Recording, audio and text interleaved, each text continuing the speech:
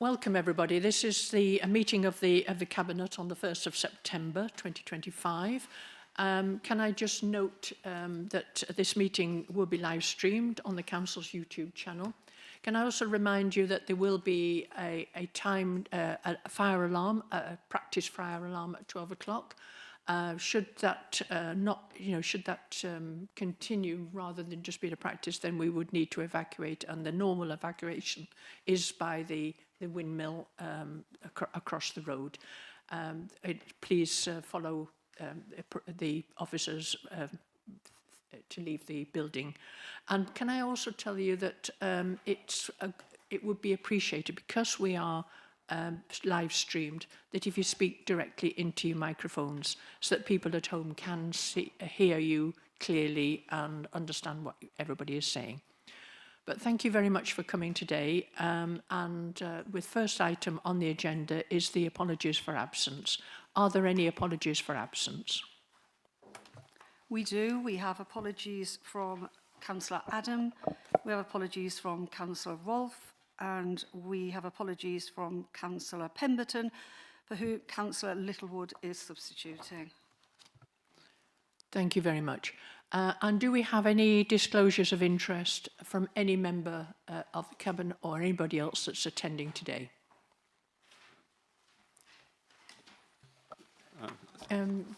Tony Perks first. Thank you, Leader.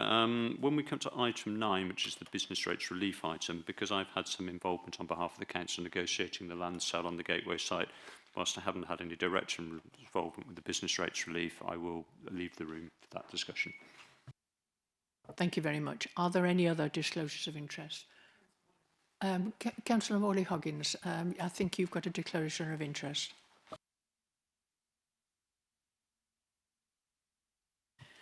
Good morning. My disclosure of interest is that my husband runs a company where we go to item 9 again, where we pay substantial business rates, and those business rates are fully up to date and paid in full. Thank you. Thank you very much indeed. Anybody else that's got any disclosure of interest? Okay. Councillor Littlewood.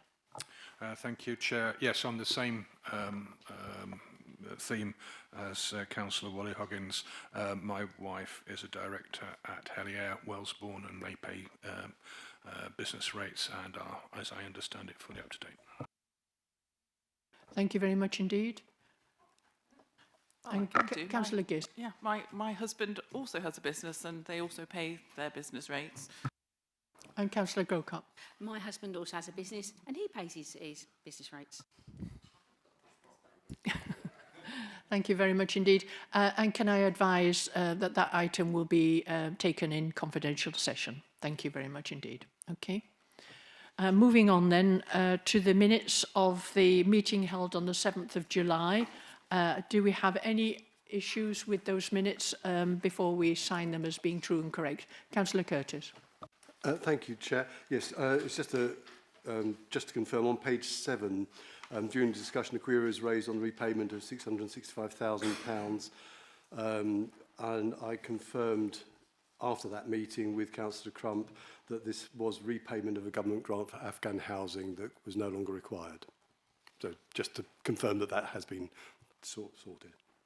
Thank you very much indeed. And with that, are there any other issues that anybody wants to raise with the minutes? If not, have we got agreement that I can sign them as being Mrs. Marcia Eccleston, the monitoring officer. My apologies. Just come back. Thank you, Leader. Just to say that in terms of the minutes, perhaps propose and seconder, and then moving to agreeing the minutes. So have we got a proposer for the minutes? Councillor Curtis, and do we have a seconder? Councillor Coucher. Thank you very much indeed. And are we all agreed? All agreed? Thank you very much indeed. Moving on to the matters to be referred to Council, there are none. And then the Part B, matters for decision by the Cabinet. The first item on the agenda is the performance monitoring report for Quarter 1, and that's on pages 13 to 44. comes under my portfolio and is about the performance that is achieved during Q1 of this year, monitoring delivery of the council plan actions and key performance indicators. It is a good comprehensive report about all the actions, but it is key to say that it is the position in relation to Q1 and that any issues identified or further consideration will be addressed by further report to the Cabinet and the portfolio holder. So have we got anything that anybody wants to raise under the performance items? If I kind of kick off just slightly I do want to be able to make sure that the partnership with Warwickshire County Council on the Indigo DRT provision, we just need to keep an eye on that one because it is a partnership between ourselves and the County Council on making sure that we deliver that. The other area is I would like to actually say well done to members of staff for example, I will bring the Councillor Crump in a minute, about achieving the Green Flag Award. I do think we need to say well done on that one. I also think that we need to say well done to the team that established the Eco4 Flex scheme and undertake the cost of living funding, which has been achieved. The other items, I would also welcome the fact that we've now got a new economic development and investment manager who has been recruited. So those are things that I would just say well done to those that have done that. And then the final thing that I would like to pick up on is that the work with the parish councils is absolutely crucial as we go forward. And again, I do note that quite a lot of work has been done about establishing the forum and doing work by the liaison officer to work with parish councils. Anybody want to pick up anything else that comes under their portfolio? Yes, please, Councillor Yes, Kells. thank you, Leader. I just wanted to raise on page 35, page 1 of 5, it's the KPIs Q1. The percentage of Home Choice Plus applications is below what one would want it on performance. Work is in hand and it comes as a result of under-resource, which we are now taking in hand, and we should hopefully start to see some results. It's also dependent on the replacement or upgrading of the software to make the process of dealing with a lot of these applications more efficient. Thank you. And I'll bring in Councillor Curtis first, then Councillor Crump, just because that way round you'll be able to see and hear the responses from the Cabinet members. Councillor Curtis. Thank you. Yes, just a couple of points, really. I noticed that this quarter last year, there were 38 points which had action due later. And I don't think there may be only 1 or 2 now, so that's real progress. Page 23, be a local authority leader in reduction of our own carbon footprint, deliver 90% of all actions. That's ongoing. We're on track to hit that milestone. And I think in light of some other parties' lack of commitment to climate change, I think that's a very welcome measure indeed. And I'm also very pleased to see on page 27 that the community grant scheme and the housing scheme, we now have dates for delivery of those 2 projects. So I think that's very good news. Thank you, Leader. Councillor Crump. Thanks. I assume Councillor Curtis wasn't included in our party when you mentioned climate change. But I can imagine we could always have a talk about it later, as long as you don't get hot under the collar, as they say. That's the first one. I do apologise. Yeah, a couple of things. The health register and the targets, it was mentioned as part of OSC, the ongoing improvements to the housing register, obviously expected to miss the target, to address the missed targets. And we appreciate the fact that Hannah's going to come back in, I think, in March to OSC with an update. So we are keeping an eye on it. We appreciate that there's been staff changes, issues with succession planning, which I think all parts of the council are suffering from, not just housing. and the uncertainty about the local government reorganisation probably isn't helping that as well. So I think we do appreciate the fact, but we must also hold people to account, and particularly I think it's the IT supplier that you might be having challenges with. I'm trying to be as diplomatic as possible on that one. So again, I think it is important, and that target of 8% against 75 did stand out like a sore thumb. So we did speak about that. We spoke about the View magazine, and again, we potentially said, could the second edition have issues, details about local government reorganisation, which I think was accepted as a friendly suggestion. But I think we were looking at it, and I think the other thing as well, there seemed to be a theme through the targets of how important technology, AI, digital strategy was, and sometimes there was issues in getting the staffing to do that, or having problems with the IT system. So that is an important factor that we need to get right, because it has benefits and ramifications for the whole of the council. So I think it is an important thing. That's a cross-cutting thread, and I think it was quite pertinent that OSC picked that up on Friday as well. No, Wednesday. We've gone back to Wednesday rather than Friday, but it seems like Friday. So I think that's quite a bit, and quite a few other points were well made. You can see in the report that I gave to you, the supplement, there was talk about the hydro, but that's coming next month. That was explained. Mr. Perks was there. So really, that were the main things on this one here. And I think the other thing we mentioned, again, staff and recruitment, and again, Mr. Johnson, and your thing, Councillor Junior, call them by Mr. rather than the titles. It must be catching. So yeah, Councillor Johnson explained about the employment committee, that staff and recruitment, and again we talked about the other thing was from a climate point of view, Councillor Curtis, about tree planting. How it was not just important the number of trees that were planted, it's making sure they were maintained, looked at, and able to thrive and survive the first 3 to 5 years, which are most important. So, and again, we received reassurances about that. Thank you. Thank you very much indeed. And I do appreciate that last point about, particularly because that advice being given to parish councils by the Warwickshire Wildlife Trust, I think will be quite useful to make sure that trees planted are actually survive. Right, we've got this, the item has been discussed. We've got a recommendation, and that's just that the position in relation to Q1 is noted, and that any issues identified for further consideration be addressed by a further report to the Cabinet and the portfolio holder. Are you all happy? Can we have a proposal? I'm happy to propose. Councillor Coles, are you happy to second? And are we all in agreement? Okay, thank you very much indeed. That's all passed. Thank you very much. The next item is the Affordable Housing Standing Advice Note.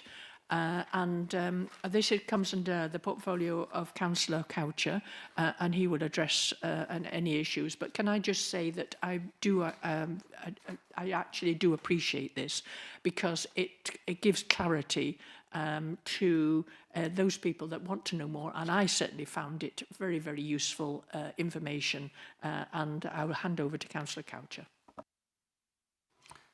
Thank you. This is an important document which has taken a while to prepare, but I think it's going to be extremely useful, certainly when we go forward in relation to the South Warwickshire local plan. Clearly, we want to see more affordable housing built in our district, but we want to make sure that that affordable housing is built to a reasonable standard. We have had issues in the past of housing being proposed, which frankly with very small rooms or clearly not built to the standard that we would look for. Members will be aware that I am always a bit sceptical about the term affordable housing, because under the government's terms of reference, that means 80% of market value, and we know that in this district, market values are extremely high, and I would much prefer a terminology around low-cost housing. However, that's outside the scope of this particular document. I think the document is thorough. I think it covers all areas I think we would be concerned about, and will provide a very good and single point of reference for developers for the future in terms of what our expectations are. And therefore, I certainly would recommend that we adopt this, and we have recommendations that it should be a living document that will be updated from time to time, but it should be adopted as it is standing at the moment. Thank you. I'll open this up for discussion if anybody's got any items, but can I just start by referencing you to page 97, 14.8.2. I just want clarification on this one, that we will not be... when we talk about transfer to a third party on completion, we're not talking here about private sector management companies, which, just so if we could just clarify that one, because I don't want to prolong that debate about that has caused us so much of a problem in the past. Perhaps you could answer that? Thank you, Chair. Yes, I can confirm that. So that is clear, that we're not talking here about transfer to private sector management companies here. Anything else that anybody wants to raise? Councillor Littlewood. Thank you, Leader. Yes, first of all, I'd like to state that from our side, we welcome this document. I think it's very helpful. But one question I do have, what weight will this hold in the development of the South Warwickshire local plan? And has this been developed in conjunction with Warwick District Council as well? Thank you. Again, if I could just have some advice on that one, please. Yes, thank you, Leader. So this standard advice note very much represents the current policy and the current practice and approach that we take. As part of the development of the South Warwickshire local plan, we are gathering new evidence, new information, and we will be developing new policy on affordable housing, all aspects of affordable housing, to reflect that going forward. Obviously, this standard advice note is a really useful document to help us look at, to kind of summarises very much where we're at now, and will help inform the way forward, but also looking at where we can learn lessons from maybe things that we can improve on in policies. Obviously, the situation in terms of affordable housing is changing all the time, so we're looking at how we can kind of evolve and move with the times, I suppose, and using the most up-to-date evidence to inform the South Warwickshire local plan emerging policy base. But yes, you're right, this standard advice note will be an important kind of consideration of looking at what works and how we can kind of maximise that and expand on that as we go forward. But it's very much a representation of the current policy, not kind of the approach that we're taking and that we will be taking in the new local plan. Thank you. Thank you very much. I say, just going back to the beginning, I welcome this because it makes it clear that the kind of standards that we expect, for example, size of bedroom, making sure that that the houses are decent, but also that they are properly spread through a development, not clustered as I've seen in the past in the most inappropriate part of any development. So I think it's a good standing advice note, and I do hope that it will play a significant part in planning as we move forward. So given that we have a proposer, Councillor Coucher, yes, and do we have a seconder, Councillor Coles? And are you all happy with that recommendations that are on page 45? All happy? Great. Okay, and agreed. Thank you very much indeed. Moving on then to the next item, which is the Stratford-upon-Avon Recreation Ground Play Area, and this is under the portfolio of Councillor Grocott. Do you want to kind of introduce this item? Yes, thank you, Leader. Yes, this is to provide the Cabinet an update regards the possibility of installing a splash pad at the recreational ground play area in Stratford-upon-Avon. Throughout the Stratford district, the council control relatively few play areas. Most of them have been handed over either to parishes or in private ownership now. So the recreation ground is very much at the forefront of the facilities that we provide, and this is obviously to visitors and also local families as well. I mean, the play area itself, I know from living in Bridgetown, lots of families will move through to use it. It's very, very well used. And also, I mean, it is a visitor attraction as well. I'm not kidding myself that people come over from China to go digging around in the sandpit. But definitely people for day trippers do come through and make good use of the facilities there. And I myself, I mean, I've sort of had brownie trips where we go to the butterfly farm, and then sort of the girls have been able to spend an hour using the facilities. It's a good way to get young children and young people out enjoying the environment. And getting good exercise. So, I mean, with the budget this year, we resolved that we would explore options around the installation of a splash pad in the recreational ground play area. So officers have been looking at the possibilities of what we can do to upgrade this area to make it very much, maximise the facilities to our communities. So we have looked at feasibility. So we had consultation with local people, and the officers have been doing various feasibility studies. We've also engaged with people such as Accessibility Stratford and other interested bodies. So we have now come forward with some propositions that the officers need to investigate further. So the recommendations are, so getting to the point, that the £150,000 allocated for a separate splash pad in the Stratford recreational ground play area be repurposed for the installation of additional water features and for refurbishment of existing paddling pool, and that a further £100,000 be allocated to replace the play equipment and enhance the sandpit. And this is with new, inclusive, fit-for-purpose features to appeal to a wider demographic group, which is one of the reasons why we have looked beyond specifically a splash pad.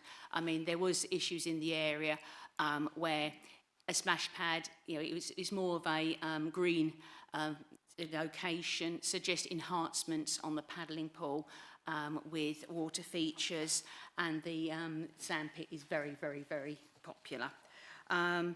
And then so with these recommendations, third recommendation is that this be delegated to the House Head of Environmental and Neighbourhood Services to move this forward. That's what I'd like to move this this paper. Thank you. So you're proposing that? Yes, I'm proposing it. Thank you. And anybody want to raise any questions on that one? Councillor Crump.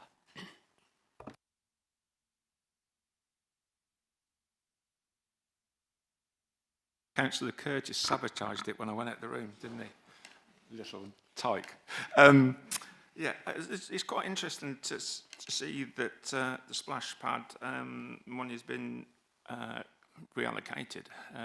Is it a coincidence, the fact that Warwick District Council, obviously you're working with them on South Warwickshire local plan, and also potentially is the South Warwickshire Unitary, that they've closed their splash park after being open for 2 weeks, and so have you learnt from their experience that due to technical difficulties as well as the items mentioned in the report, or is that just a coincidence? Can I bring in the officer concerned, please?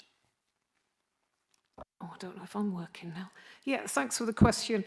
To actually say, yes, we've done a considerable amount of research as to the best product going forward.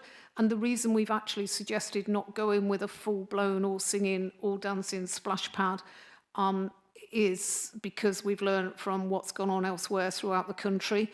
And we believe that by installing smaller water features to enhance the existing paddling pool will be a much better solution in terms of we don't need to get rid of the sand pit because sand going into a splash pad will cause considerable operational difficulties.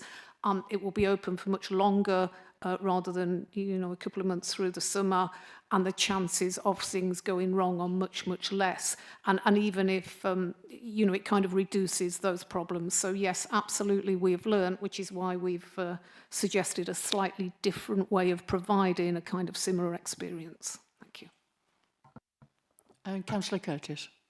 Thank you very much. I mean, just to confirm, I know there may be some comment that this is a considerable investment in Stratford town, but having taken through my grandchildren there from outside of town, I can confirm, you know, the sand pit and the pool, particularly the pool in the summer months, is absolutely rammed. Sometimes you have to almost queue to get in there. It's a fantastic facility. I think this is a really good proposal. I can see all of the problems and spoken about this with trying to provide the splash pad. It would be great. I mean, my grandchildren love dancing under my garden sprinkler, which I could provide at somewhat reduced cost. But I think this is a great allocation. It'd be very popular with visitors and residents from across the district. I just wonder what sort of timetable there might be for actually deliver this by next summer, do you think, Julie? Okay, it sounds as if probably before next summer it will be.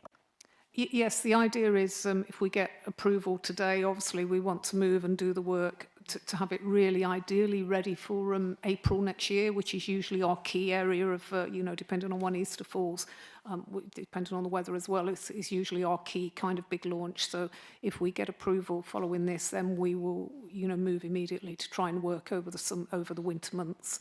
So we're also taking things out of action when it's less used as well. Thank you. Do we have a seconder for that? And who's Councillor Gist? Are you all, now that it's been proposed and seconded, are you all in favour? All approved? All agreed? Thank you very much indeed.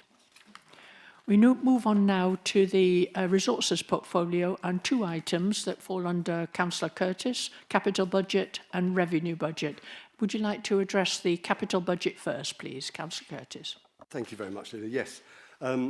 So this report provides the Cabinet with the details of the capital budget monitoring for periods 1 to 4, so 1st of April to 31st of July. And I'd like to thank Nicola, as always, for preparing this report and the appendices. We're still early in the year, but this first quarter report gives some indication of our current capital position. Just turning to the report, 1.11, table 1, page 119. This gives an updated estimated position of £6,233,922 as at March 2026, which is a slight change from the report in July, which gave an estimated position of 6,337,000. So a slight change there, but I don't think there's anything significant. 121, table 2 on page 120. And I think here, again, thanks to officers' continued improvement in financial and project management, slippage has continued to fall from a high in the previous Conservative administration of over £11 million in 2022-23 to our current position of £4,905,000. The major items slipped were detailed in Appendix 3 of the July 7 Cabinet report on page 259, but in case you don't have that to hand, the most significant items in there are the reconfiguration of Elizabeth House at 400,000. There is a strategic review of IT at 377.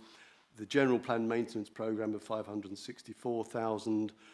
Orbit, Heart of England infrastructure, 174,000, and environmental and street scene improvements, including the hostile vehicle mitigation budget, 178,000. But as I say, the full detail of that slippage is in the Cabinet papers for the 7th of July. Appendix 1, page 125, gives the gross expenditure by service, and a more detailed breakdown is given on pages 126 to 129. Appendix 2, on page 131, lists the committed and uncommitted funds for Section 106 and SIL held by the Council at the 31st of July. Turning to point 7, conclusion reasons for recommendation, 7.1. Work continues in the current financial year to ensure that as many projects as possible are delivered within their intended timescales. Here I'd just like to add, I think now we have a degree of urgency in delivering those key projects this administration wants to prioritise. We have project funding. We have additional reserves of £500,000 to bring in additional resources to ensure timely delivery of projects. What we no longer have is the luxury of time in which to deliver these projects for the benefit of our residents. Our final submission to government for local government reorganisation is in less than 3 months. And whether we have a whole Warwickshire unitary or a north-south split, that will be for ministers to decide. But either way, I think it's quite likely that the 26-27 budget will be our last unfettered budget. And May 27 will see elections to the new shadow authority. So I'll just sort of leave that as food for thought as to how we ensure that we do work at pace now to deliver those current projects and those new projects that may be identified as part of the 26-27 budget process. So, yes, food for thought there. So, Leader, I'd like to propose the recommendation that the position on capital expenditure and income for the period 1 to 4 of 25-26 is received, and any issues identified for further consideration be addressed by a further report to the Cabinet or to myself as the portfolio holder. Thank you, Leader. Okay. Do we have anybody willing to second that from the Cabinet? Councillor Coucher. Any issues or any questions that anybody wants to raise? No, in which case we put that straight to the vote. Are you all in agreement with the report on the capital budget monitoring period? All agreed? Agreed. Thank you very much indeed. That goes through. The next item is the revenue budget monitoring report, pages 137 to 152, which is again under Councillor Curtis. Thank you, Leader. So this is to update the Cabinet on the position of the Council's revenue expenditure and income as at period 4, 31st of July, with an estimated net outturn position for each service for 25-26. And as always, I'd like to thank Jess for her extremely fine report. So the report provides an analysis of revenue, expenditure and income compared to the profiled budget as at period 4, 31st of July, and gives a report of the estimated end-of-year outturn position. And it is a high-level summary which identifies variances at service level. And the period 4 position is then used as the base to arrive at the estimated outturn position for the year. Obviously, this is still only the first quarter. We are still relatively early in the year, but the estimated outturn position for the year end has improved from an expected unfavourable position of £161,000 in my last report in July to a favourable outturn of £65,000. It is still very early in the year, and well, a week is a long time in politics, let alone 9 months. So, but that is on item 7, page 141.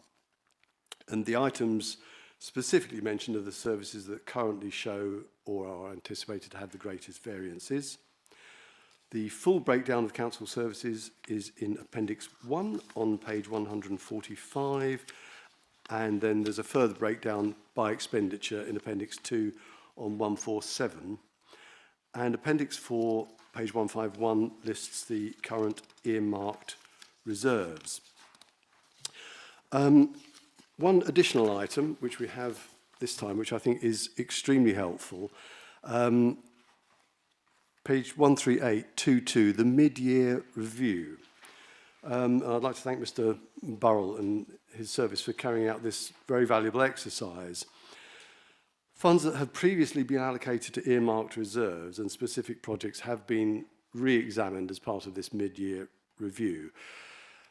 There are some reserves that have sat rather dormant for a considerable period, in some cases 4 or 5 years, without any call on them. So Mr. Burrell and I have both felt that it was time to re-examine these reserves to see were they actually still required or could they be fall back into the general fund.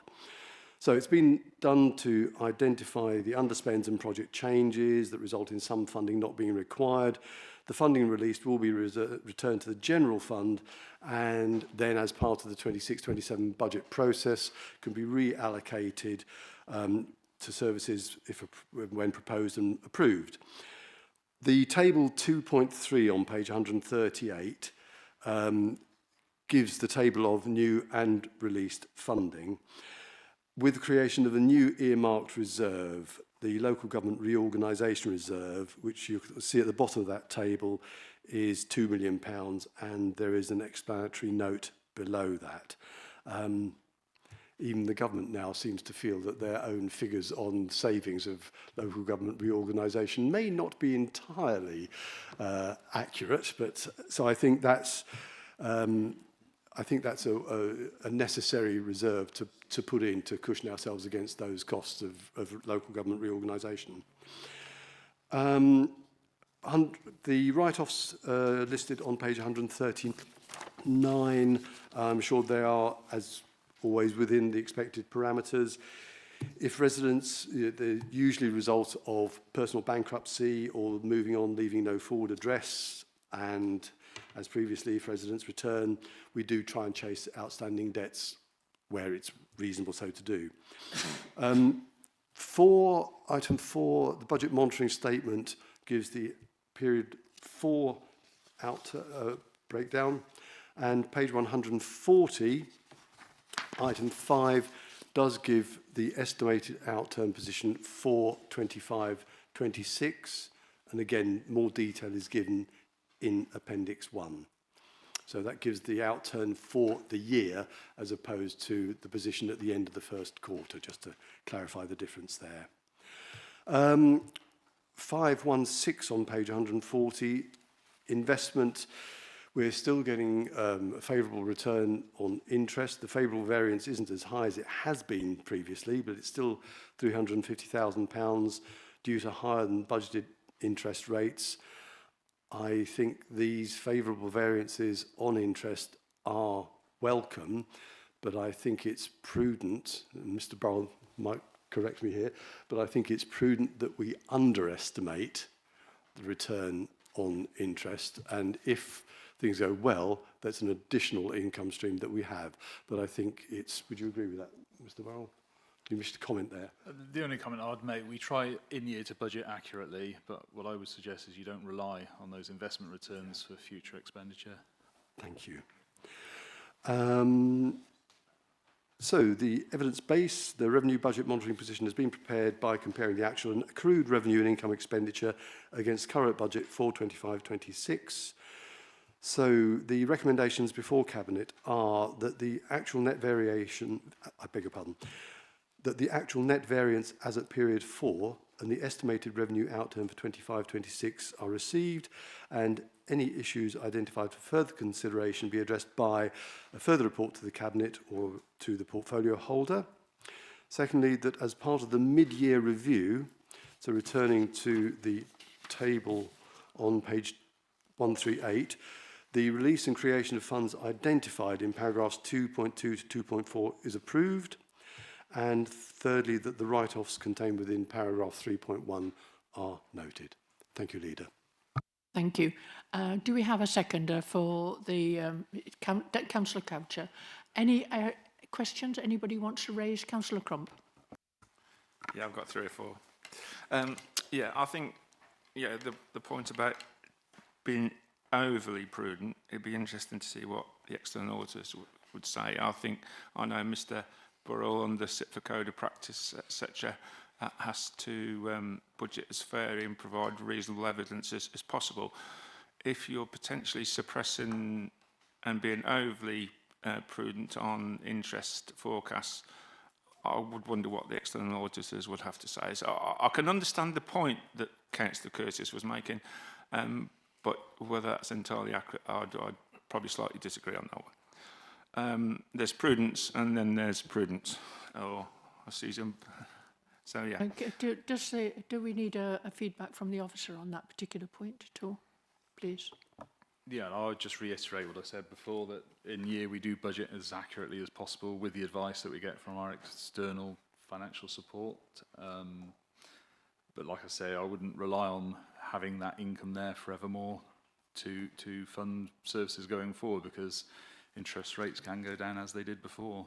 So it's just being prudent in not overcommitting yourselves, relying on income that you may not have in the future.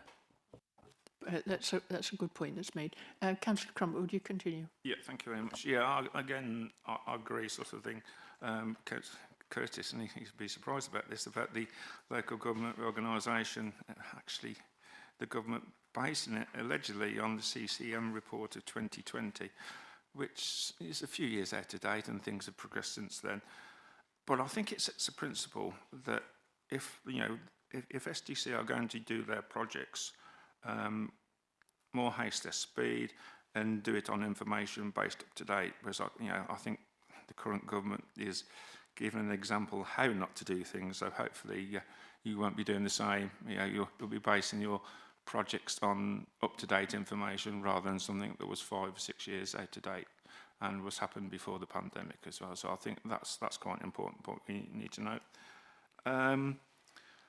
We touched earlier on from report from OSC about how important IT, AI and the digital strategy is in terms of particularly in performance and the not meeting targets.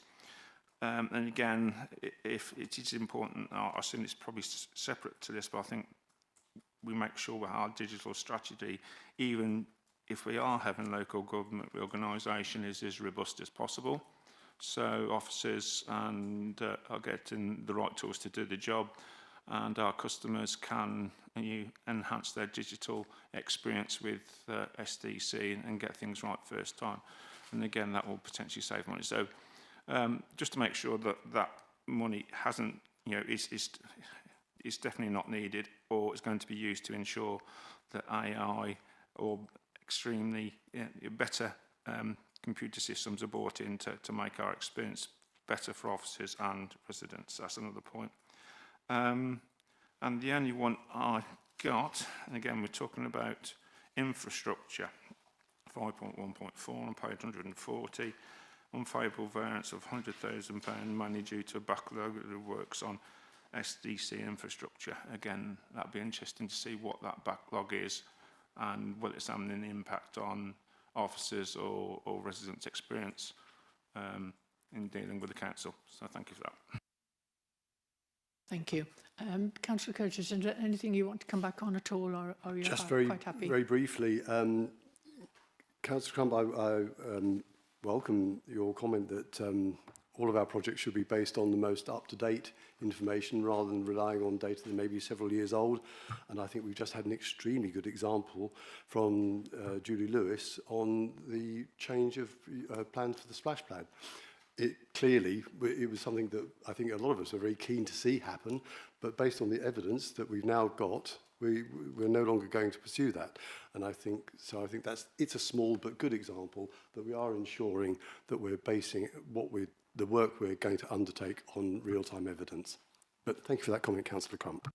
Would you be able to come back at a later date on 5.14 about the property? Yeah, more than happy to do that. The Deputy Chief Executive can pick up on that one item. Yeah, just to save people coming back to the meeting, so as everybody's heard it, the 100,000 is really sort of bringing forward some capital maintenance work that we'd been sort of holding off whilst we were uncertain about the future of the building. and sort of our assets going forward. Now we've got a little bit more certainty, or certain uncertainty is probably where we are at the moment. We've decided to sort of press on with some things that we can't wait with any longer. It's prudent to bring them forward now. So it's really sort of spending some of those things that we've been holding back on. But I can give you more detail on that out of the meeting if you want, Andy. That'd be good. And again, I think, like in some of the other parts, sorry, is it all right if I've come back in, please? I do By all means, I do briefly. apologise. Sorry, monitoring officer. Yeah, again, perhaps if that was put in the report in similar ways where funding is being funded from earmarked reserves or in other parts of the report, really, then that wouldn't have been a variance that stood out. So if just, again, not trying to be funny on that one. Yeah, funny ha-ha or funny peculiar. It just, again, it would just make my life easier. And when Mr. Perks explained it, it does make sense. So thank you. Thank you very much. I appreciate it, especially since it's a former accountant yourself. So it's you're able to point these out. So we've had a proposer and a seconder, I believe, on this item, Councillor Curtis and Councillor Coucher, to propose and second.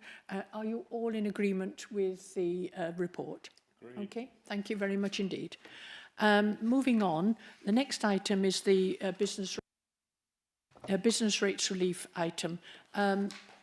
On this one, I think we've got quite a lot of things we want to raise, but this will have to be done in as a confidential item.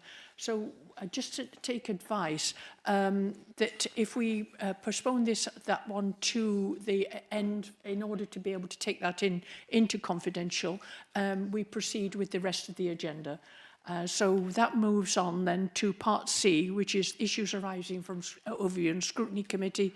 And then we'll come back to the item number 9 at the end. Again, thank you, Councillor Judd. Just very briefly, obviously, we'll put our comments in the confidential bit to do with business rates, but you've heard them, most of you have heard them anyway because you were there, and I think they were particularly helpful. Yeah, there was some, I've got these clarified by Mr. Allison. There's one thing that came up, the climate change panel minutes. In noting the minutes, a point of clarification was raised regarding the assertion from Certus and Biffa that no virgin palm oil was used in the production of HVO fuel used in the Council's refuse fleet. Members queried whether this meant that some processed palm oil might be used. And another point of clarification was raised regarding the climate change scorecards, it being queried what the evidence base was for the Council reportedly managing 1/3 of its land for nature. And again, the Chair agreed to raise these points with the Cabinet so they could be addressed by the portfolio holder or by the Climate Change Panel. And following that, then the minutes of the Climate Change Panel meeting held on the 1st of July were noted. Thank you. Thank you for those points. Anybody want to take that? Councillor Passingham. Yes, on the point about the climate change panel and the climate scorecard, I brought this up because... Can I raise that when we get to that item and bring you back in again? Yeah. That was just issues arising from the overview and scrutiny, but we'll come back on to the particular thing. If I move on to, are you all happy that we've accepted the issues that were raised from the overview and scrutiny committee, and we'll take them up as appropriate under different agenda items? The next item on the agenda was the cabinet committees. There were none. Then we had en bloc items, and under this there was a feedback from various committees, one of which was the climate change panel, and it's under that one if you wish to particularly meet. Although this is normally taken en bloc unless particular requests. I haven't had any particular requests, but if you want to raise it, I will waive it on this occasion. Yes, that's why I brought it up in the previous section, because it was a matter more of the evidence that was in terms of scrutinising what the climate change panel minutes were saying, was that yeah, it's all very well that the climate change scorecard score was very good. But the scorecard is based on information from the council website. And in terms of a third of the council estate being managed for wildlife, I haven't seen, and I don't think there's anything in the public domain about how it is being managed. I mean, managing it is more than saying we're going to cut the grass less. It's about restoring nature by 2030. And in the motion that I put to council over a year ago about climate and ecological emergency, there was quite a lot of actions, including working with Warwickshire County Council to develop a nature recovery plan. So I think, I mean, it is an ecological emergency, so I think more than just putting out a report and ticking a box on a scorecard, it means action in actually doing something about managing the estate. And there is quite a lot more that can be done. It might very well be being done, but I've seen no evidence of it in public or at any of these meetings. Can I just say that you're conflating two things, really. The climate scorecards is done independently by a different organisation, and it does depend only on what is available on the website or through. They actually do ask for questions. They forward like freedom of information questions, etc. And there is an answer back, but it is defined mainly by what is publicly available. But can I, on a separate one, can I refer you to the recent strategy that was produced as well and reported to the Climate Change Panel, and it would be worth having a word with the officer on that one and what kind of actions. Again, on the one with County Council, we do need to work with the County Council. I'm not sure what the position there is at the moment at the County Council, because several of their, I think 2 of their climate meetings where all district councils and the County Council come together to compare notes, if you like, have been cancelled. So we need to find out more about what is being considered at the County Council. But please come to the next Climate Change Panel, and it's something that we can discuss. Okay. Yeah, I do appreciate that there's a lot to do, and it's a lot of it is preparation, but I did notice that in the Council View magazine, one of the things that was highlighted that was that the council was managing its estate for wildlife 6 years early. Well, in effect that it was happening already. Well, I think it needs more than just a couple of improvements. There's an awful lot to be done if we are to restore nature properly. So, yes, indeed. Yeah. And in the papers that we are here today, there was reports about the extra tree planting, money for tree planting, but also there is consideration of a potential new nature reserve as well. That was in the papers today as well, so it might be worth having a look at that. Okay, is there anybody else that wants to raise any questions? I think, Councillor Willie-Huggins, you were wanting to raise something again about the Climate Change Panel. Everybody is always welcome to come to the Climate Change Panel and to ask those questions directly of that panel.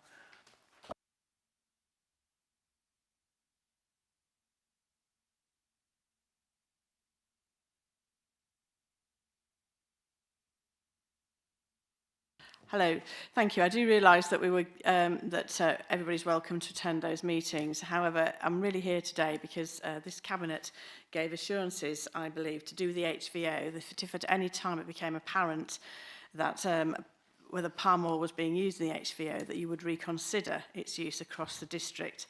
Now, in the HVO update that we have in the papers before us, it states that no virgin palm oil was used, which is, I think, is still obfuscation of the facts that if you're stating that no virgin palm oil was used, you're not saying no palm oil in any format is being used within the HVO here.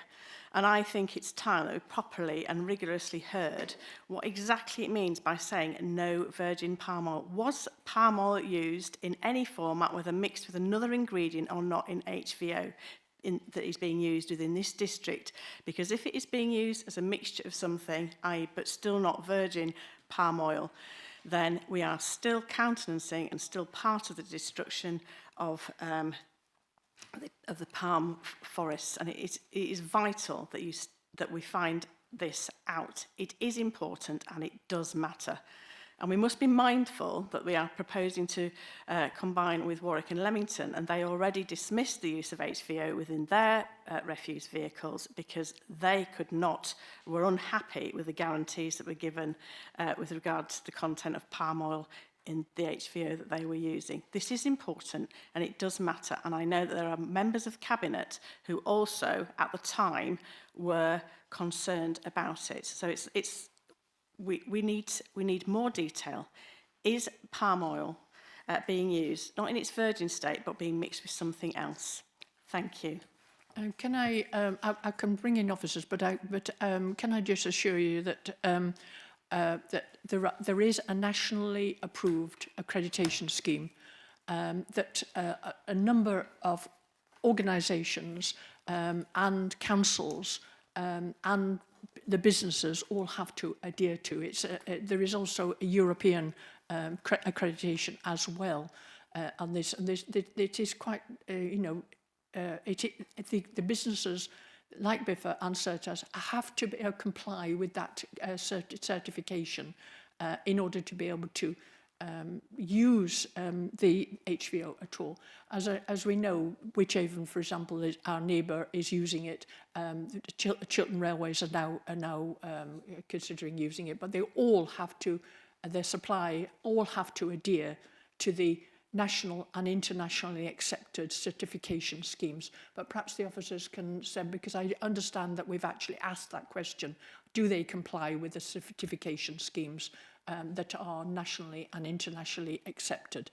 Those certification schemes can say absolutely that no palm oil, no virgin palm oil, no palm oil at all should be included in HVO. And we have specifically asked, I have specifically asked that we should be using only waste vegetable oils as part of this scheme. But the officers can confirm that they have actually asked that question. Yeah, please. Thank you, Leader. You're right in sort of saying that the Cabinet and was endorsed by Council made the decision to use, I'm sorry, I'm just looking it up to see what they did resolve, so bear with me.